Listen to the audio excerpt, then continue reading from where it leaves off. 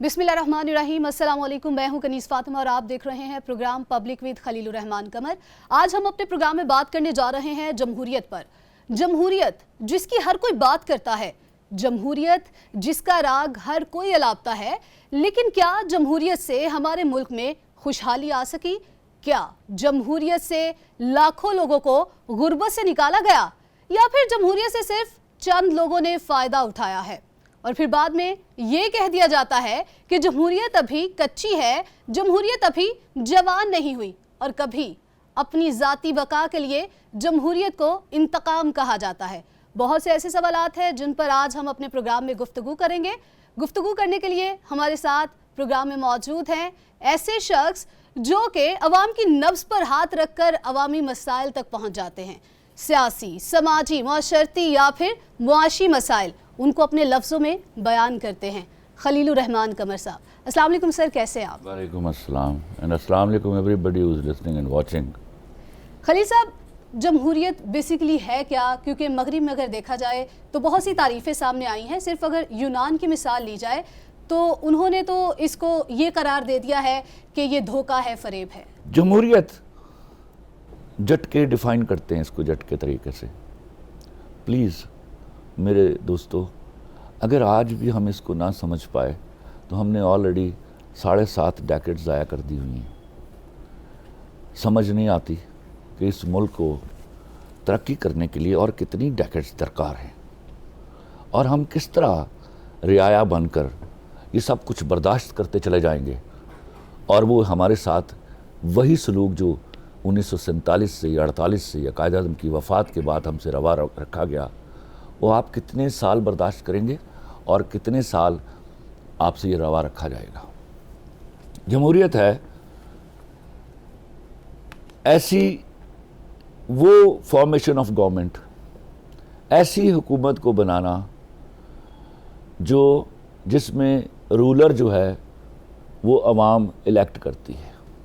ये तो बड़ा सिंपल सा एक सतही किस्म की डेफिनेशन है, जिसमें अवाम को बीच में डाल के उनको ये लॉलीपॉप दिया गया कि it is you who decide. हमें जानना है कि is it really my masses, my people, जिन्होंने हमेशा डिसाइड किया कि आपने हम पर हुकूमत करनी है। अगर ऐसा होता तो हमारे यहाँ वही बादशाही निज़ाम जो है वो जमहूरियत का रूप धार कर चलता हुआ नज़र ना आता। भुट्टो साहब जाएंगे तो बेनज़ीर साहबा आएंगी, बेनज़ीर साहबा जाएंगी तो ये बदकिस्मती थी कि उनकी कोई औलाद इस काबिल नहीं थी, उस वक्त एज नहीं थी, वरना उनमें से कोई आता। Exactly. तो आप समझिए जरदारी साहब का आना भी वो उसी एक लड़ी का आना है। Exactly. नवाज शरीफ जाएंगे तो आपको समझ है, आप जानती हैं, आप नहीं जानती, या तो आपका भाई आएगा या आपकी बेटी आएगी। Exactly. इस चीज़ का नाम हमने रखा जमहूरी निज़ाम। पहले इस पर लैंड्स बचाया जाए। फ्यूडल्स अपनी लैंड बचाते थे, वो बचा रहे हैं। आप फ्यूडल्स को आज तक हाथ नहीं डाल सके। जब भी कुर्बानी देने का, पिसने का, बर्दाश्त करने का और तबाही को सहने का वक्त आता है, वो बेचारे गरीब अवाम सहते हैं। और उनको एक नारा दिया गया। ये एक ऐसा घटिया स्लोगन था जो जहनों में नैरेटिव की तरह डालने की कोशिश की गई कि बदतरीन जमहूरियत बेहतरीन आमरीत से बेहतर होती है। To hell with this particular slogan. जब अवाम के कुछ काम नहीं आ रहा, अवाम को ऐसा निज़ाम क्यों चाहिए? गरीब आदमी को रोटी नहीं मिल रही, उसके बच्चों को स्कूल जाने के लिए फीस के पैसे नहीं मिल रहे, उसको दवाई नहीं मिल रही, तो हमने जमहूरियत को आग लगानी? क्या ये कोई कुदरती निज़ाम था जो कुरान शरीफ में आयत के साथ नाजिल हुआ था कि इसके साथ चलना बड़ा ज़रूरी है? ये बात बदकिस्मती से ना पब्लिक पूछ पाई।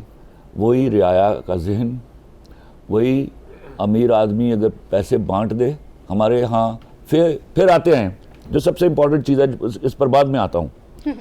दो बहुत बड़े प्रीरेक्विजिट्स हैं जमहूरियत के, फ्री एंड फेयर इलेक्शन पहला, और एहतसाब। विदाउट दिस जमहूरियत को डिफाइन नहीं किया जा सकता। तो 1970 एक ऐसा टाइम है जिसके इंतखाबात को आज तक माना जाता है कि वो फ्री एंड फेयर थे। उसके बाद के जितने इंतखाबात हैं किसी अपोजिशन ने ना माना कि वो फ्री एंड फेयर हैं, पहली बात। दूसरी बात, जब आप एहतसाब का नारा लगाते हैं वो बकौल इमरान खान साहब सब चोर डाकू इकट्ठे हो जाते हैं। तो जहां एहतसाब नहीं हो रहा, जहां आपके बकौल फ्री एंड फेयर इलेक्शन नहीं हो रहे, वहां आपकी क्या ज़रूरत है और इस सारी जमहूरियत की क्या ज़रूरत है, ये सवाल अक्कर करता है। जमहूरियत कोई मजहबी फरीज़ा नहीं है जो इस कौम ने अदा करना है और उसको अदा करते हुए पिस जाना है। फिर जो इम्पॉर्टेंट चीज़ है जिस पर हमेशा सरफ़ नज़र रखी गई,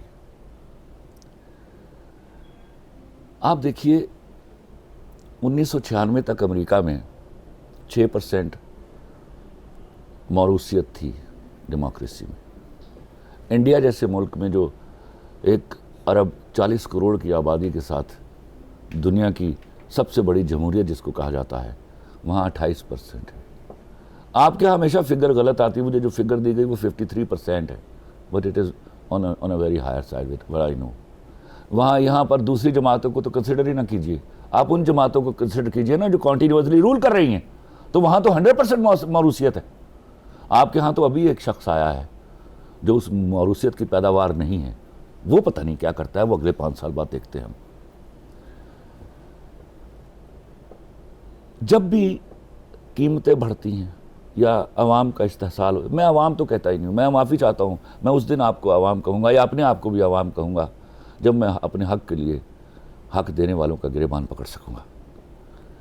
हम जो रियाया है, हम पर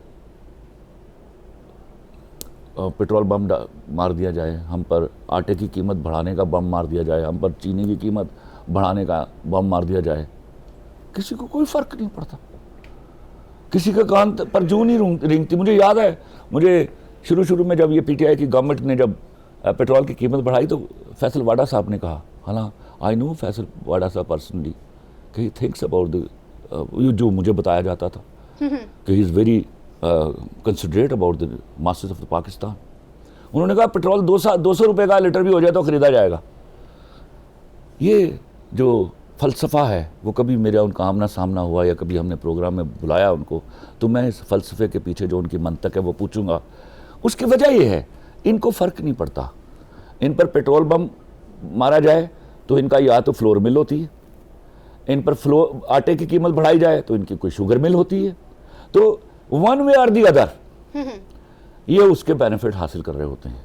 वो पेट्रोल पंप, वो आटे का बम, वो चीनी का बम, वो घी का बम, वो सिर्फ वो बेचारा तबका बर्दाश्त करता है जिसके वोट की हिफाजत करने के लिए लोग निकल आते हैं, और वो वोट देने के वाले की हिफाजत करने वाला इस मुल्क में कोई नहीं है। I am done. खलील साहब ने बड़े अच्छे तरीके से बताया जमहूरियत है क्या और क्या क्या चीज़ें जमहूरियत में आती हैं। अब जमहूरियत बेहतर है या फिर तगड़ी मैशत बेहतर है, इस पर भी हम बात करेंगे। पीएचडी डॉक्टर हसन जफ़र साहब, टॉपिक स्पेशलिस्ट, ये भी हमारे साथ स्टूडियो में मौजूद हैं। पीएचडी डॉक्टर हसनैन, माहिर इक़्तिसादियात हैं, ये भी हमारे साथ स्टूडियो में मौजूद हैं। हम इनसे बात करेंगे लेकिन एक ब्रेक के बाद। Welcome back. तो नाज़रीन, हम बात कर रहे थे जमहूरियत पर। जहाँ पर बात की जाती है जमहूरियत की, वहाँ पर मौरूसी सियासत भी आती है, वहाँ पर इलेक्शन भी आते हैं, वहाँ पर बेरोज़गारी भी आती है, वहाँ पर महंगाई भी आती है। हमने इस पर भी बात करनी है कि जहाँ पर जमहूरियत की बात की जाती है वहाँ पर मैशत की भी बात की जाती है, लेकिन पहले क्या चीज़ आती है, जमहूरियत या मैशत? और आजकल के दौर में ज़रूरी क्या है, ब्रेक पे जाने से पहले दोनों आप जो हमारे मेहमान हैं, मैंने आप दोनों से एक सवाल किया था कि आजकल के दौर में तरक्की के लिए क्या चीज़ ज़रूरी है, जमहूरियत या फिर तगड़ी मैशत? सबसे पहले डॉक्टर हसनैन साहब। अच्छा जी, खलीलुर रहमान कमर साहब ने इसका हाइपोथेसिस जो अभी जमहूरियत का दिया है वो बहुत शानदार रहा। वो इस लिहाज से रहा क्योंकि अब जो शक्ल जमहूरियत ने इख्तियार की है उसके अंदर पूरी दुनिया के कानून को तब्दील किया जा रहा है।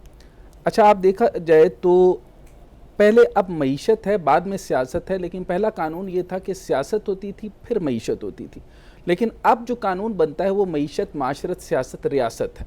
ابھی انہوں نے ذکر کیا اور بہت شاندار ذکر کیا کہ موروثیت کا جو نظام جو آج کی جمہوریت دیکھ رہی ہے اس میں 6% صرف، جو کہ اب بھی کم ہو جائے گی، 28% بھارت میں دیکھ رہے ہیں، اور 400% خاندان پاکستان کے اندر برسر اقتدار ہیں اور وہ ہوتے چلے جا رہے ہیں۔ سوال یہ ہے کہ میں نے جو 33 کا کہا، جس کو آپ نے 400 خاندان، ناٹ 400%، 400 خاندان، 400 خاندان، اور ان کی بات بالکل درست تھی کہ جو 5 خاندان ہیں وہ 64% آف دا لینڈ، یعنی سوشلسٹ کے اندر بھٹو صاحب کا ذکر کرتے ہوئے میں اپنے سوال کرتا ہوں، وہ یہ کہ 2,50,000 ایکڑ صرف بھٹو خاندان کا تھا۔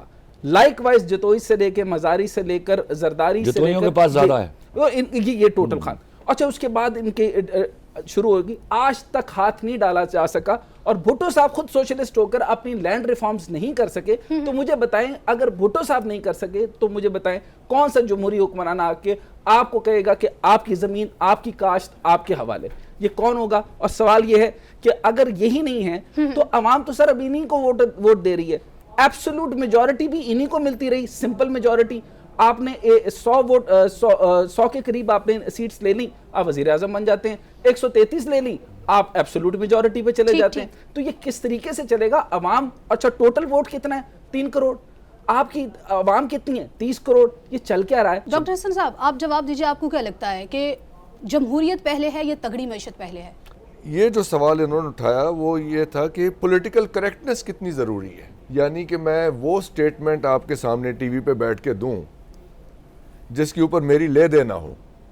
میں یعنی اس خوف میں آپ کے سامنے چند چیزوں کی حامی بھر لوں، کیونکہ اگر میں نے ان سے ایگری نہیں کیا یا پبلکلی اس کے اوپر میں نے وہ سٹیٹمنٹ نہ دی تو میرے اوپر عطاب آ جائے گا۔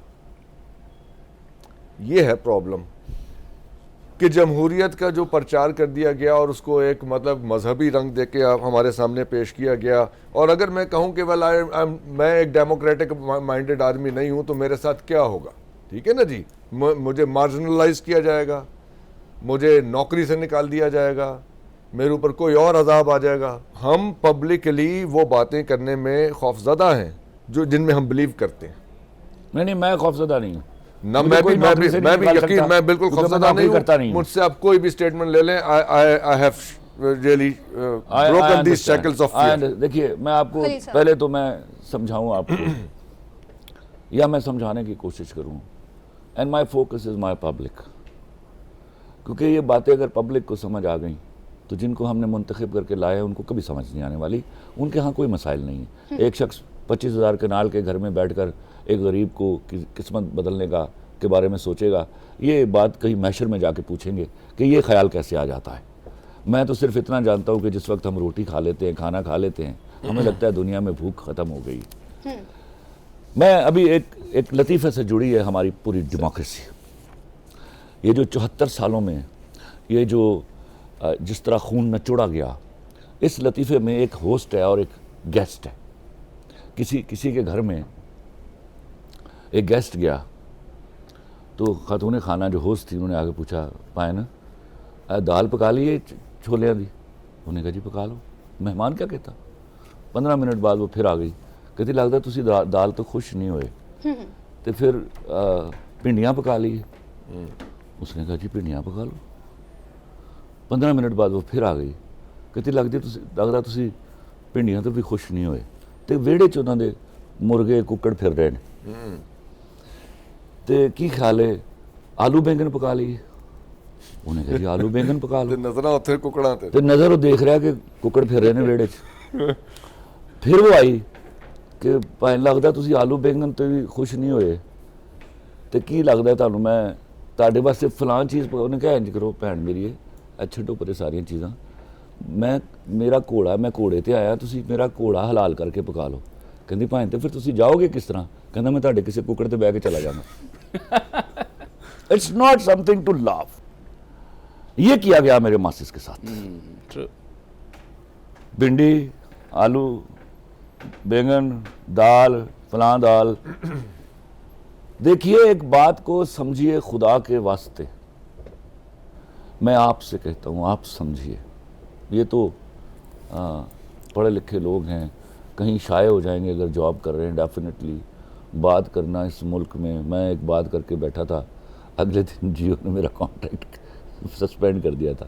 بٹ آئی ٹوک پرائڈ ان کہ وہ بھی انہوں نے بھی سمجھا شاید میں نوکر ہوں کسی کا. میں آپ کو عرض کروں, سب سے پہلے اس بدقسمت اور گھٹیا اور غلیظ جمہوریت کو سمجھیے جس میں آپ کے تمام جو جمہوریت کے علماء اکرام ہیں وہ فرماتے ہیں کہ جمہوریت میں کوئی بات حرف آخر نہیں ہوتی. جی سبحان اللہ. تو یہ حکم رسول اللہ کی اور حکم ربی کی توہین, جھوٹ بولنے سے آپ کو سخت منع کیا گیا. تو سب سے پہلے تو آپ نے جمہوریت کو جھوٹ کا منبع ثابت کر دیا. جی حرف آخر نہیں ہے نا. جی حرف آخر نہیں. جب کوئی چیز حرف آخر نہیں ہے تو ہم پر لاگو کیوں ہے؟ کیوں آپ ہر دفعہ ان کے جھوٹے وعدوں سے بہلائے جاتے ہو اور بہل کر آپ ان کی وہ ساری باتیں مان لیتے ہو جو انہوں نے کبھی پرفارم نہیں کرنی؟ ان کو 3 سال اپنی گورنمنٹ کی فکر ہوتی ہے, 2 سال بعد وہ سوچتے ہیں کہ میرا بیٹا آئے گا یا میرا بھتیجا آئے گا. پھر عوام کی تو چھوڑیے, آپ کو تو اس بات کی فکر ہوتی ہے 2 دفعہ پرائم منسٹر بننے کے بعد آپ چاہتے ہیں کہ یہ والی شک اڑا دی جائے کہ 18th امینڈمنٹ. ہاں, کہ آپ کو 3ری 4تھی اور 5ویں دفعہ وزیر اعظم بننے کی اجازت دی جائے. تو کیا یہ جاننا یہ ہے کہ جمہوریت کے ذریعے گورنمنٹ حاصل کرنا یہ انجوائمنٹ ہے, یہ رتبے بڑھانے کا کام ہے یا قوم کی فلاح اور اس کی مدد کرنے کا کام ہے؟ ہم نے تو سنا تھا جب لوگ فلاح اور خدمت کی بات کرتے تھے تو کہا کرتے تھے کہ یہ جو کرسی اقتدار ہے یہ کانٹوں کی سیج ہے. تو آپ تو اس کانٹوں کی سیج کے لیے تڑپ اٹھتے ہیں, آپ پوری قوم کو داؤ پر لگا دیتے ہیں, آپ 18ویں امینڈمنٹ لے آتے ہیں اور آپ کئی صوبوں کو عملاً ملک سے آلموسٹ علیحدہ کر دیتے ہیں. آپ نے تو کبھی سوچا ہی نہیں ہے کہ جمہوریت میں کوئی بھی تبدیلی لانے کے لیے لاتے ہوئے اس میں عوام کا کیا فائدہ ہو رہا ہے. آپ آتے ہیں پٹرول بڑھائیں گے, آپ اس کی جسٹیفیکیشن دیں گے, اپوزیشن چیخے گی. اپوزیشن کو اقتدار ملے گا, وہ پٹرول بڑھائے گی, آپ چیخیں گے, وہ اس کو جسٹیفائی کریں گے. اور آپ نے تو یہ حالت کر دی کہ میرا خیال ہے کہ درباری بھی اپنے بادشاہوں کی اس طرح تعریف نہیں کرتے ہوں گے یا اس طرح ان کے ریسکیو کو نہیں آتے ہوں گے کہ بدقسمتی سے آپ نے جمہوریت شخصیت پرستی کی بنیاد پر ڈیولپ کر دی اس ملک میں کہ آپ کا لیڈر گناہ کرے, چوری کرے, ڈاکہ مارے, آپ نے کسی بھی طرح آ کے اس کو جسٹیفائی کر دیا. اور جب آپ جماعت بدلیں گے تو آپ کہیں گے کہ ہمیں جماعت کی پالیسی کو فالو کرنا پڑتا تھا. تو اس بے شرمی کا نام اگر آپ نے جمہوریت رکھا ہوا ہے تو ہم نے اب بیٹھ کر سوچنا ہے. اور پبلک, میرے لوگوں, میرے دوستوں, اب آپ نے سوچنا ہے کتنی دیر ایک آپ ایسی خام خیالی میں زندگی گزار دیں گے جس میں نہ آپ کا فائدہ ہے, نہ ملک کا فائدہ ہے, نہ آپ کے بچوں کا فائدہ ہے. آپ نے تو یہاں تک کیا کہ اس سو کالڈ جمہوریت کو بچانے کے لیے آپ نے ان کو بھی گالیاں دے ڈالیں جنہوں نے اس ملک کو بچانے کے لیے شہادتوں کے تحفے دیے تھے.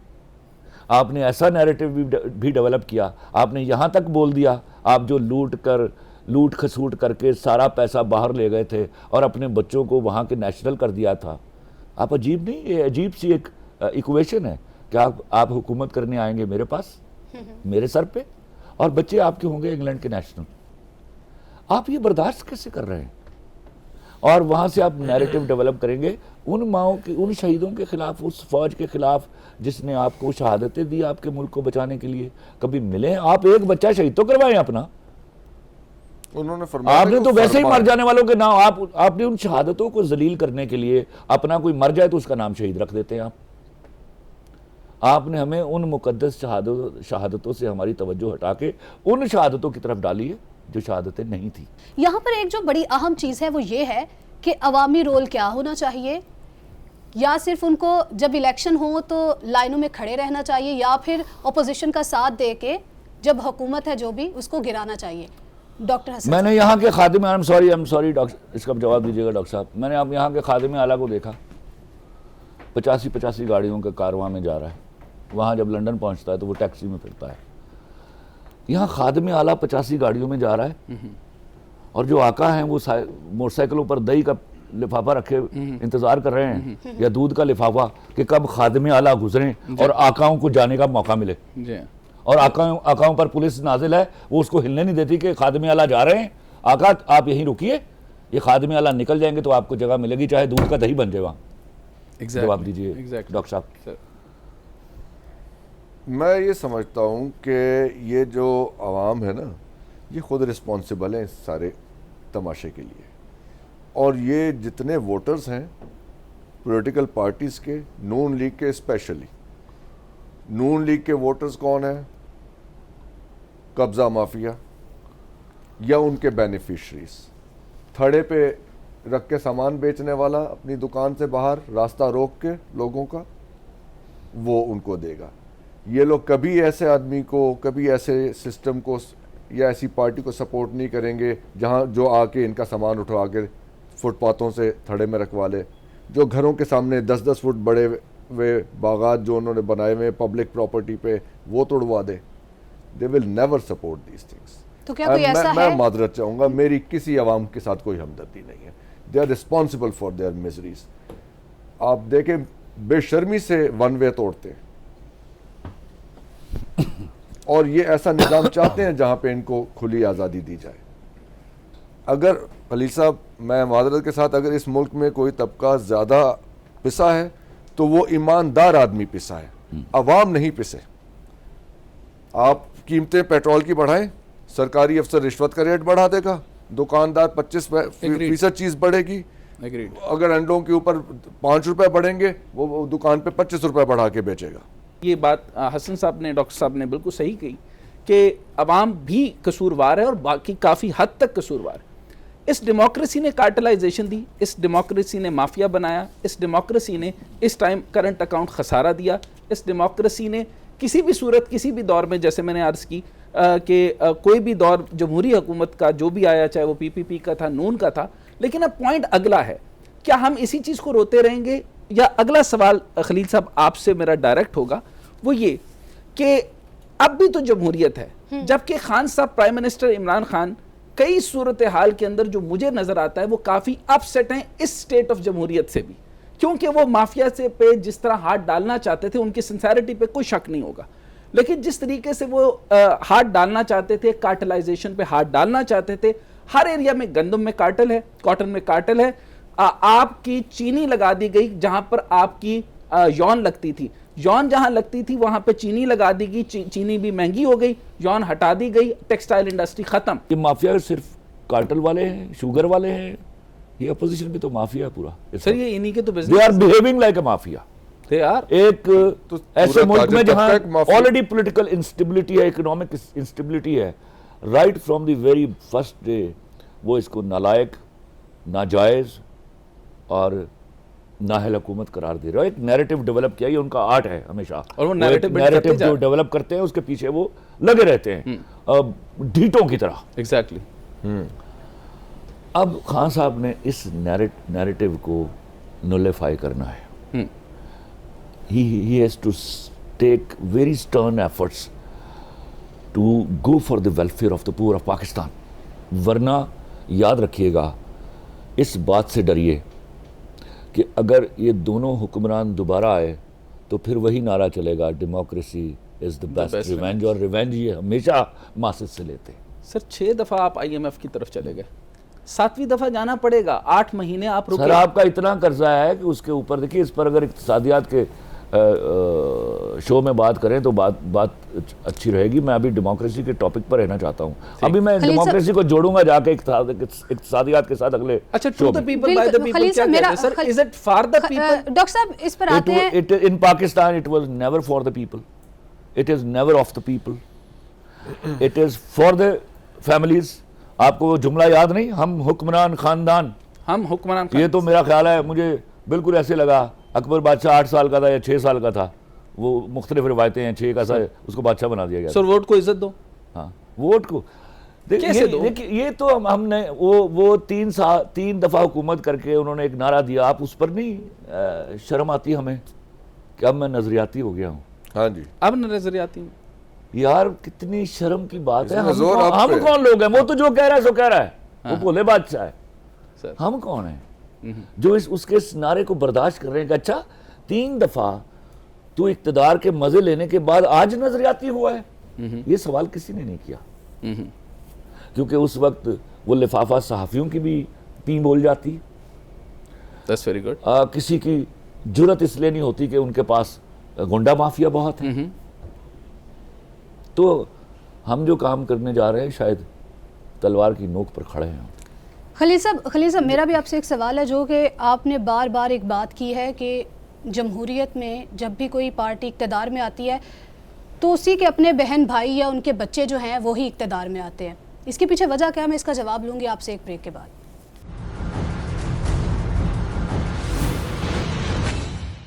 ویلکم بیک ناظرین. جب بات ہو رہی تھی جمہوریت کی تو بار بار ایک پوائنٹ تھا وہ سامنے آ رہا تھا کہ موروثی سیاست. خلیل صاحب بریک پہ جانے سے پہلے میں نے آپ سے سوال کیا تھا. مجھے اس بات کی تکلیف ہوگی کہ اگر آپ اس بات کو نہ سمجھ سکیں. میں نے شاید یہ پہلی دفعہ یہ ڈسکس ہوا ہے اور پہلی دفعہ یہ میں کوڑی لے کر آیا ہوں کہ آپ جمہور نہیں ہیں. آپ کے اندر جمہور کا مزاج ابھی ڈیولپ نہیں ہوا. اس میں آپ کا بھی قصور نہیں ہے. 1000 سال ہم نے آپ کی تربیت کی, آپ بادشاہی نظام میں رہے. تو رعایا جو ہوتی ہے اس کا اور جمہور کا پولز اپارٹ فرق ہوتا ہے. رعایا ڈیوٹی کانشیس ہوتی ہے, جمہور رائٹ کانشیس ہوتے ہیں.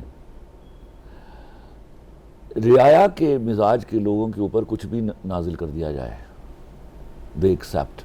ان کو آپ خرید سکتے ہیں, ان کو آپ جس دن آپ ٹرالیوں میں بھر کے ان کو ووٹ ڈلوانے کے لیے لے کر جاتے ہیں, ان میں سے 99% کو پتہ نہیں ہوتا کہ ہم کیا کرنے جا رہے ہیں. ان کے اس فیل سے ملک کے ساتھ کیا ہوگا. ان کو صرف اتنا پتہ ہے یہ 3 سے 4 ہزار روپے دیں گے, یہ آنے جانے کا کرایہ دیں گے, ہمیں بریانی کھلائیں گے. سمجھو, لیکن کچھ لوگوں میں نہیں کچھ لوگوں کی انہی لوگوں کی وجہ سے M N as M P as بنتے ہیں. میرے اور آپ کے ووٹوں سے تو بنتے ہی نہیں ہے. ہم تو چند قلیل تعداد ہے ہماری. True agreed. آپ کو کس نے کہا کہ وہ تھوڑے ہیں؟ وہی تو ہیں جو M N as M P As بناتے ہیں. وہ ٹرالیاں روک لیں, آپ کے جو M N as M P As سب واش آؤٹ ہو جائیں گے. آپ کا اسی لیے تو پڑھا لکھا طبقہ یہاں تک نہیں پہنچ رہا. آپ کی ہر جاب کے لیے جاب اسپیسیفکیشن ہے, صرف اسی ایک کام کے لیے جاب اسپیسیفکیشن کوئی نہیں ہے جو آپ کے تمام پڑھے لکھے لوگوں کی قسمت لکھتے ہیں بیٹھ کے اسلام آباد میں ایک دن. They don't know what to do. ایک بندے کو پیٹرولیم کا وزیر ہے, اس کو اٹھایا, اس کو سائنس کا وزیر لگا دیا, سائنس سے اٹھایا اب وزیر اطلاعات لگا دیا. یہ ہم نے کیسے سیکھا, کیسے جانا کہ ایک آدمی کی ایک شعبے میں ایکسپرٹیز نہیں ہے, اس کو ہم کیسے اس کا منسٹر لگا رہے ہیں؟ لیکن اس کے ووٹ زیادہ ہے نا. 1,70,000 ووٹ لے کر جو آئے گا سر, وہ تو اس کو منسٹر لگانا. یہ ہم اگلے پروگرام میں ہنگ پارلیمنٹ کو ڈسکس کریں گے, یہ اس کے مضمرات ہیں. اچھا, اس پہ ایک اور سوال یہ کرنا چاہتا ہوں کہ یہ جو نیریٹو بلڈنگ ہو گئی, اسی جمہوری دور کے اندر ہم نے نیشنل سیکیورٹی کو سٹیک پہ رکھ دیا. اسی جمہوری دور کے اندر, ہر جمہوری دور کے اندر ہم نیشنل سیکیورٹی کو سٹیک پہ رکھ دیتے ہیں. ہماری انفارمیشن لیک آؤٹ ہوتی ہیں اور ہماری انفارمیشنز کو غلط کر کے, مذاق کر کے, ایون بھارت ہمارے مذاق پر اتر آتا ہے. میرا تو سب سے بڑا سوال یہ ہے, نہ ادارے اس بات کو سوچتے ہیں, نہ ملک کے لوگ اس بات کو, اگر وہ سوچتے بھی ہیں تو وہ اس پر بات نہیں کر پا رہے کہ ایک شخص جس کے باپ نے کہا تھا الحمدللہ ہم پاکستان بنانے کے گناہ میں شامل نہیں ہیں, اس کا بیٹا پی ڈی ایم یہ نام ہے اس کا سر, پاکستان ڈیموکریٹک موومنٹ کہتے ہیں پی ڈی ایم, وہ اس کا صدر ہے, وہ اس کا چیئرمین. کیا لگتا ہے آپ کو کہ لوگ پروٹیسٹ کیوں نہیں کرتے اس کی against? They are trained to it, might be. Sir آپ کیا کہتے ہیں؟ دیکھیے میں یہ باتیں اور کئی پروگراموں میں کہہ چکا. دیکھیے میں ڈاکٹر صاحب آپ سے عرض کرتا ہوں, آپ کا تعلق اقتصادیات سے ہے. رعایا کو گریجولی بے غیرت بنایا جاتا ہے جب ان کی پرچیزنگ پاور, ان کی ارننگ پاور سے گریجولی کم کرتے چلے جاتے ہیں. اچھا ٹھیک. بالکل صحیح کہہ رہے آپ کے پاس رات کو 200 روپے تھے ہیں. اور ڈالر 100 روپے کا تھا. ٹھیک ہے. صبح اٹھے تو ڈالر 160 روپے کا تھا اور آپ کے ہاتھ میں وہ جو 200 روپے آپ کو پتہ ہی نہیں, آپ کو لگ 200 روپیہ رہا ہے, ہو وہ 125 روپیہ گیا ہے. Exactly true that. پہلی بات تو یہ ہے کہ جنرل پبلک کو بہت, ہماری جو بیچاری پور ماسز, ان کو اس بات کا پتہ ہی نہیں ہے. وہ کوئی اپوزیشن والا یا ان کو بتا, میں ڈس ایگری کروں گا. میں تربوز لینے گیا تھا جب یہ ختم ہوئے تھے, تو اس نے 200 روپے کا تربوز مجھے 550 روپے کا بیچا تھا کہ جی ڈالر مہنگا ہو گیا ہے. تو میں انہوں پوچھا سی کہ تربوز امریکہ تو امپورٹ ہو گیا. یہ بالکل ایسے ہی ہے ڈاکٹر صاحب, میں آپ کو بتاؤں, نالج اس کو نہیں ہے, یہ سنی سنائی باتیں ہیں نا. 1995 میں ہمارے ہاں ایک بہت بڑا ڈپریشن آیا ہوا ہے اسٹاک ایکسچینج میں. اس وقت سبزی والوں نے, ریڑھی والوں نے شیئر خریدے تھے, انہوں نے بھی خریدے تھے. اور ہم اسٹاک ایکسچینج کی ٹرم میں بولتے ہیں, دیکھیے سبزی والا ہونا, ریڑھی والا ہونا کوئی برائی نہیں ہے. بالکل ٹھیک ہے. آپ کا نالج ہونا کسی کام کے اور کاروبار کے بارے میں بڑا امپورٹنٹ ہے. تو ان کو معلوم نہیں تھا یہ کیا ہے. ان کے ہاں ایک مثل مشہور تھی کہ ایک لاٹری ہے, وہ لے لیں, اگر نہ بھی نکلے تو اس میں نقصان کوئی نہیں ہوتا. اوکے ٹھیک ہے. تو کاروبار وہ بھی کر رہے تھے, وہ اس طرح کی نالج کے اوپر کر رہے تھے. تو اس طرح کی نالج بڑی فیٹل ہوتی ہے. یہاں پہ آپ کی اجازت سے ایک سوال اور کرنا چاہتا ہوں کہ پچھلے ہی سال کے اندر میں نے سٹارٹ دیکھا جس کے اندر 200 پولیٹیکل پارٹیز رجسٹرڈ ہوئی. ابھی میں نے دیکھا کہ 400 پولیٹیکل پارٹیز ہو گئی. اس کا مطلب ہے یہ ایک ایسا بازار, ایک ایسی ٹریڈنگ ہو گئی ہے. دیکھیے میں آپ کو ڈیفائن کر دیتا ہوں پاکستان کی پالیٹکس. جی, اگر آپ کو, میں اگر بزنس پہ بھی کتاب لکھوں تو سب سے پہلے میں لکھوں گا پالیٹکس ان پاکستان. ٹھیک ہے. This is the biggest business these people. اور یہ ہیں کنسورشیم, یہ جو ایم این ایز, یہ جو فیسیں لی جاتی ہیں ان کو ایگزیکٹلی ٹکٹ دینے کے لیے, یہ کنسورشیم بنتا ہے. اس میں سے ایک چیئرمین ہوتا ہے جو بعد میں پرائم منسٹر بن جاتا ہے. یہ this is the biggest business in Pakistan. True that. اگر آپ, اللہ مجھے معاف کر دے, آپ کو وہ امریکہ سینیٹر کے لفظ یاد نہیں, اس نے کہا پاکستان کی کل, پورا پاکستان 1 ارب 10 کروڑ روپے پہ اویلیبل ہے, ایٹ سیل ہے. جب 1 کروڑ لیتا تھا ایک ایم این اے. جی جی, یو ریمبر. چلیں تھوڑے اوپر ہو گئے ہوں گے پیسے, اب بڑھ گئے ہوں گے. اب 110 ارب تو یہاں 10 لوگوں کے پاس. لیکن چلے خلیل صاحب ایک پوائنٹ بلینک کوسچن پہ آتے ہیں. نہیں, یہ سینٹ الیکشن بھی آ رہے ہیں. اچھا, میں سینٹ الیکشن کے اوپر بات کرنا سر. ایک پوائنٹ بلینک کوسچن لے لیجئے. اچھا, ایک سیٹ جیتنے کے لیے 10 سے 12 کروڑ آپ ریٹ بن گیا ہے. اچھا, سینیٹر جو ہیں وہ جو 5 کروڑ 10 کروڑ 15 کروڑ پہ جاتے تھے, ابھی کوئی اطلاعات کے مطابق جو سب سے کم ہے یعنی نون جو ہے وہ بھی 25 کروڑ پہ بک رہی ہے. لیکن اب اس کے خلاف کارروائی بھی تو ہو رہی ہے نا, اب اس کو ختم کرنے کا سلسلہ. اس میں سوال میرا ختم کرنے کا سلسلہ ہو رہا ہے. یہ ابھی جو سٹارٹ, کسی جمہوریت میں ہو سکتا ہے ممکن سر, کوئی بھی جمہوریت ہو سر, کتنا بھی جمہوریت کا سب سے بڑا فالٹ کیا ہے؟ کرپشن. سب سے بڑا جو ڈیمیرٹ ہے جمہوریت کا. فرق صرف اتنا ہوتا ہے کہ جو سنبھال لیتے ہیں, جو لمٹ کرتے ہیں, جمہوریت کو کنٹرول کرتے ہیں, وہ آہستہ آہستہ کرپشن کے گراف کو نیچے لے آتے ہیں. ہمارے ملک میں تو یہ گراف ہمیشہ نیچے سے اوپر جاتا ہے. سو یہ چہرے کیسے نہیں جائے گا جب قبضہ گروپ ہی آپ کے سارے, کیا یہ وہ چہرے سارے وہی نہیں ہیں جو پہلے. اس پر ہم بات کرتے ہیں, اس پر بات کرتے ہیں. خلیل صاحب, اگر ہم ماضی میں بھی دیکھیں, ڈاکٹر صاحب میں آپ کی طرف آتی ہوں. خلیل صاحب, اگر ہم ماضی سے لے کر اب تک کی حکومتوں کو دیکھیں, ایوب خان کا دور آیا, اس کے بعد ذوالفقار علی بھٹو آیا, پھر اس کے بعد نواز شریف, پھر بے نظیر بھٹو, پھر اس کے بعد تحریک انصاف, یہ سارے اقتدار میں آ چکے ہیں. آپ کو کیا لگتا ہے کس کا فوکس جمہوریت پر رہا ہے ابھی تک؟ میں سمجھتا ہوں ابھی جمہوریت کو ذاتی مفادات کے لیے استعمال کیا جا رہا ہے. ابھی جمہوریت اگر اس کی کوئی کے میرٹس تھے کوئی, تو ان لیٹر اینڈ اسپرٹ اس ملک میں کبھی لاگو ہی نہیں ہوئی. میں معیشت سے تھوڑا سا ہٹ کر بات کرتا ہوں اور رہوں گا معیشت پر ہی. ایک ایران کے اندر ایک ماڈل یوز ہوا, اس کے اوپر کتاب لکھی گئی الولایت الفقی, یعنی جس کو اسٹیٹ میں ریاست کے اندر حکمرانی یا جس بھی منسٹری دی جائے اس کے اندر مذہب کی تعلیم اس کے ساتھ مکمل ہو اور فقہ آتی ہو, اور ساتھ میں اس سبجیکٹ کے اوپر بھی کمانڈ اینڈ گرپ پوری ہو. جب تک اس سبجیکٹ کا وہ منسٹر ہوگا نہیں, فار ایگزامپل پیٹرولیم ہے تو اس کے اوپر پیٹرولیم کی ایجوکیشن ہوگی پلس فقہ بھی اس کو آتی ہوگی. اچھا, تھیولوجی اس کو کہتے ہیں, ڈیموکریسی سے ہٹ کر. یہاں پر اس چیز کا اہتمام کیا گیا ایران کے اوپر, اور ایران جو ہے وہ سینکشنز کے باوجود اپنا پیچ، اپنا کیل، اپنی ہر چیز وہ خود بنا رہا ہے. سر سوال یہ ہے کہ ان کو یہ سمجھ آ گئی کہ تھیوکریسی کی بیس کے اوپر ہم نے الولایت الفقیہ اس کو ہولی بک کے طریقے سے انہوں نے اس کو یوز کیا، اور آج وہ اتنے فائدے میں ہیں اور وہ بہترین قوم کی صورت میں ہمارے سامنے. سوال میرا آپ سے ہے اس وقت، جس کے لیے میں I was waiting I should be putting this question to you, two people now answer to me. جی یہاں اس ملک میں جہاں